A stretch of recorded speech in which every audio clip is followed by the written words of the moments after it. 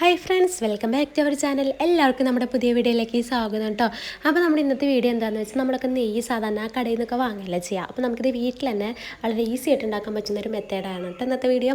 അപ്പോൾ നിങ്ങൾ തീർച്ചയായിട്ടും വീഡിയോ കണ്ടു കഴിഞ്ഞ് ഇഷ്ടപ്പെടാമെങ്കിൽ ലൈക്ക് ചെയ്യാനും ഷെയർ ചെയ്യാനും സബ്സ്ക്രൈബ് ചെയ്യാനും നമ്മുടെ ചാനൽ സബ്സ്ക്രൈബ് ചെയ്യാത്തവരാണെങ്കിൽ സബ്സ്ക്രൈബ് ചെയ്യാനൊക്കെ മറക്കരുത് കേട്ടോ.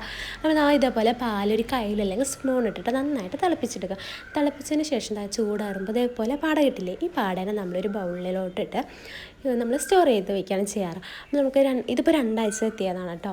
ഇതേപോലെ എടുത്ത് നമുക്ക് ഫ്രീസറിൽ വെക്കണം. ഫ്രീസറിൽ തന്നെ വെക്കണം, അല്ലെങ്കിൽ പെട്ടെന്ന് നാശമായി പോകും കേട്ടോ. അപ്പോൾ നമുക്ക് ഇതേപോലെ ഫ്രീസറിലൊക്കെ വെച്ച് 2 ആഴ്ച കഴിയുമ്പോൾ അത് എടുത്ത് ഉരുക്കി നെയ്യാക്കി എടുക്കാം. അതിന് ശേഷം നമ്മളൊരു മിക്സിയുടെ ജാർ എടുത്തിട്ട് നമ്മുടെ ഈ എടുത്ത് വെച്ച പാൽപ്പാടയൊക്കെ ഉണ്ടല്ലോ, അതെല്ലാം മിക്സിയുടെ ജാറിലോട്ട് ഇട്ടിട്ട് നല്ല തണുത്ത വെള്ളം ഒഴിച്ച് കൊടുത്തിട്ട് നന്നായിട്ട് അടിച്ച് കൊടുക്കുക.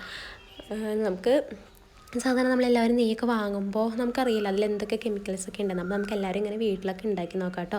അപ്പോൾ ഇതേപോലെ മിക്സിയുടെ ജാറിൽ നമുക്ക് അറിയാൻ പറ്റും. ജാറിൻ്റെ മേലെ കണ്ടോ ഇതുപോലെ കട്ടയായിട്ട് വരും. അപ്പോൾ നമ്മളിത് തുറന്ന് നോക്കുമ്പോൾ ഇതേപോലെ വന്നിട്ടുണ്ട് കേട്ടോ. ഇത് നമുക്കൊരു പരന്ന പാത്രത്തിലോട്ട് ഇത് ഒഴിച്ച് കൊടുക്കാം.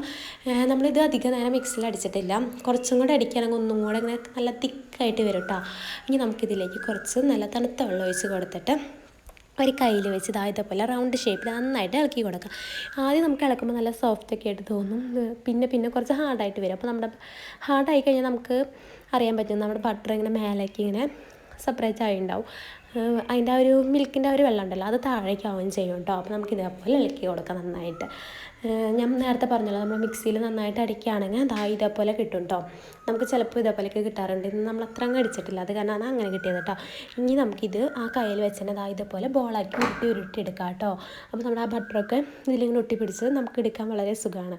ഇനി നമുക്കിത് നമ്മൾ ഏത് പാത്രത്തിലാണോ നമ്മൾ ഉരുക്കാനായിട്ട് പോകുന്നത് ആ പാത്രത്തിലോട്ട് ഇട്ട് കൊടുക്കാം. ഇതേപോലെ ഇട്ട് കൊടുക്കാം. പിന്നെ നമ്മുടെ മിക്സിയുടെ ജാറിലൊക്കെ ഇതേപോലെ ഇങ്ങനെ കുറേ പറ്റി പിടിച്ചിട്ടുണ്ടാവും കേട്ടോ. ഇത് നമുക്ക് ഇതേപോലെ നേരത്തെ ചെയ്ത പോലെ വെള്ളം ഒഴിച്ച് നന്നായിട്ട് അടിച്ചെടുക്കാം. ഇത് മാറ്റി വെച്ച് നമ്മുടെ ബട്ടറിലോട്ടുണ്ടല്ലോ നല്ല തണുത്ത വെള്ളം ഒഴിച്ചിട്ട് ഇങ്ങനെ കഴുകിയെടുക്കാം. അപ്പോൾ കഴുകുമ്പോൾ ഈ പാലിൻ്റെ അംശമൊക്കെ ഇങ്ങനെ ഇളകി വരും കേട്ടോ. അപ്പോൾ നമുക്ക് ഈ വെള്ളം തെളിയുന്നവരെ കഴുകിയെടുക്കണം, അല്ലെങ്കിൽ നമ്മുടെ നെയ്ക്കൊരു ബാഡ് സ്മെല്ലും പിന്നെ പെട്ടെന്ന് നാശമാവാനുള്ള ചാൻസ് ഉണ്ട്. അപ്പോൾ ഇതേപോലെ കഴുകി വെള്ളം ഇതേപോലെ ക്ലീനായിട്ട് വരണം കേട്ടോ. അതിനുശേഷം നമുക്ക് ഫ്ലെയിം ഓണാക്കി ഇത് ഉരുക്കിയെടുക്കാം നമ്മുടെ നെയ്യിനെ. അപ്പോൾ ആദ്യം നമുക്ക് ഇതേപോലെ ഇങ്ങനെ പതഞ്ഞൊക്കെ ആയിരിക്കും വരാം. ഇതിങ്ങനെ നന്നായിട്ട് ഇളക്കി കൊടുക്കണം കേട്ടോ.